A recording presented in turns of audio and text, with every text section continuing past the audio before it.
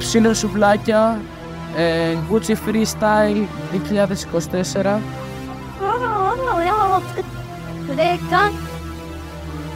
Ψήνω σουβλάκια μέσα στη βεράντα, με έδιωξε γιαγιά από το σπίτι μου για πάντα. Πήγα στο περίπτερο να πιω σόδα και πούλησα τα ντρόκια.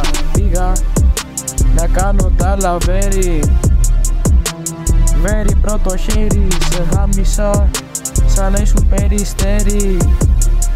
Σε γαμώ βλάκα, είσαι γκέι σαν τον Κασαπλέρι. Έφυγα από το σπίτι μου γιατί ήμουνα γκέι. Έβαλα σουτ σαν να ήμουν στο NBA. Κέρδισα τα φετινά, τα VMA. Αυτό το είπα στο προηγούμενο freestyle, είμαι γκέι.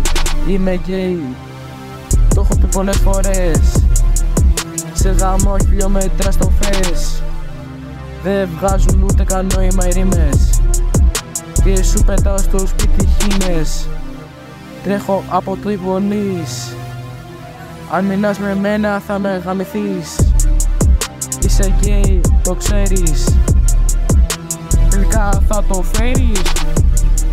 Σε γαμάω μες στο σπίτι. Γι' αυτό σε φωνάζουν αλήτη. Σου έβαλε το καβλί μου ρε κοπρίτη. Πήρα κοκαίνη και τη στιφαρά με τη μύτη. Γι' αυτό με φωνάζουν γκέι. Δεν είμαι γκέι, δεν είμαι γκέι, είμαι γκέι.